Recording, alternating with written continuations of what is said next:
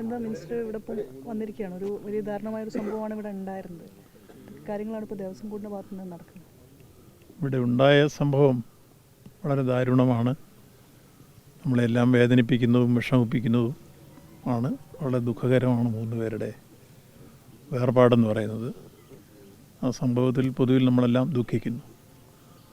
ഇത്തരം ഒരു സംഭവം ഉണ്ടായിക്കഴിഞ്ഞാൽ പിന്നെ തുടർന്ന് അടുത്ത കാര്യങ്ങൾ എന്താണെന്നുള്ളത് നമ്മൾ പൊതുവെ ആലോചിക്കുകയാണ്.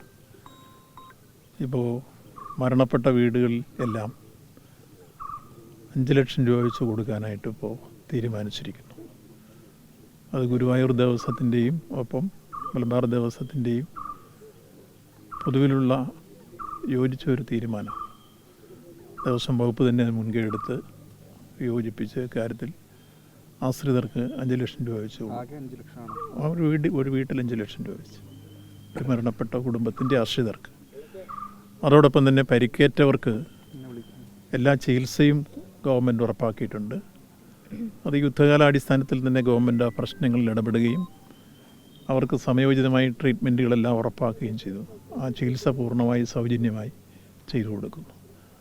ഒപ്പം അതിൽ ഗുരുതരമായി പരിക്കേറ്റിട്ട് ജോലിക്കൊക്കെ പോകാൻ കഴിയാത്തവരുണ്ട്, അവരെ കൂടി സാമ്പത്തികമായി സഹായിക്കുന്ന തരത്തിലാണ് ഇപ്പോൾ ആലോചിച്ചിട്ടുള്ളത്.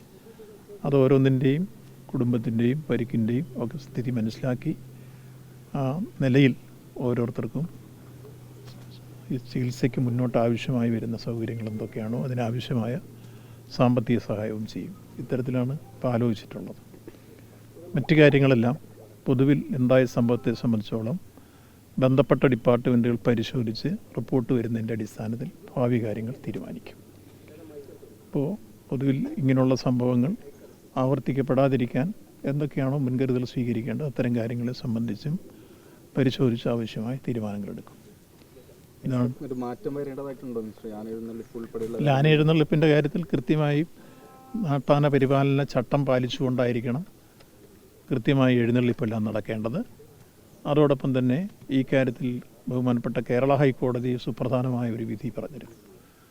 അത് ഹൈക്കോടതിയുടെ വിധി സുപ്രീം കോടതി സ്റ്റേ ചെയ്തിട്ടുണ്ട്. ഇത്തരൊരു പശ്ചാത്തലം നിലനിൽക്കുന്ന ഘട്ടത്തിലാണ് ഈ എഴുന്നള്ളിപ്പ് നടന്നിരുന്നത്. എന്തായിരുന്നാലും എഴുന്നള്ളിപ്പിന് കൃത്യമായി അകലം പാലിക്കണമെന്നുള്ള കാര്യവും അതുപോലെ തന്നെ നാട്ടാന പരിപാലന ചട്ടം പാലിക്കണം എന്നുള്ള കാര്യവും തർക്കമില്ലാത്ത കാര്യമാണ്.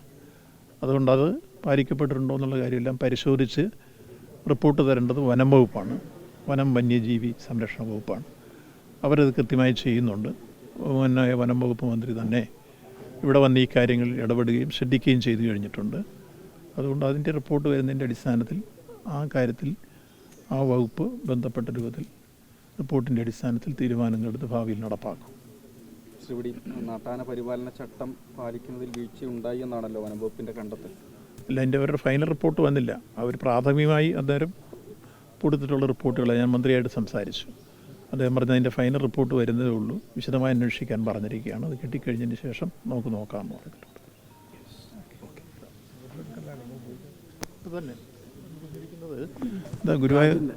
ഗുരുവായൂർ ദേവസ്വത്തിൻ്റെ ചെയർമാനുണ്ട് എൻ്റെ കൂടെ, മലബാർ ദേവസ്വത്തിൻ്റെ കമ്മീഷണറുണ്ട്.